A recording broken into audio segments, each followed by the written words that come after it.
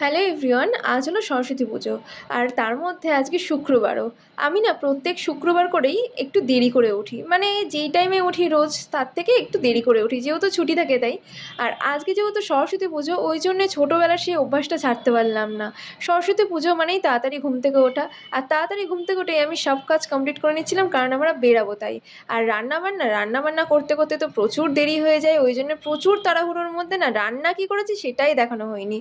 আর আজকে আমি পরবো এই শাড়িটা, কিন্তু কোন ব্লাউজটা পরবো সেটা ভেবে পাচ্ছিলাম না, এটা না ওটা, কিন্তু মনে হলো এইটাই বেশি বেটার লাগছে। হ্যাঁ, আমি এই ব্লাউজটাই পরেছিলাম। তারপরে আমি আর বিশ্বজিৎ দুজন মিলেই বেরিয়ে গিয়েছিলাম চাকলা মন্দিরের উদ্দেশ্যে। হ্যাঁ, লোকনাথ বাবার ধাম, আপনারা ঠিকই বুঝতে পারছেন, যে চাকলা মন্দির লোকনাথ বাবার ধাম, সেখানেই আমরা আজকে গিয়েছিলাম। ওখানে যে এতটা ভিড় হবে আমি এক্সপেক্ট করিনি, আমি কেন বিশ্বজিৎ এক্সপেক্ট করিনি এতটা ভিড়, এত মানুষজন। আর পার্কে গেলে হয়তো এতটা মজা হতো না। আমি আর বিশ্বজিৎ সরস্বতী পুজোর দিন প্রচুর মজা করেছি এখানে গিয়ে।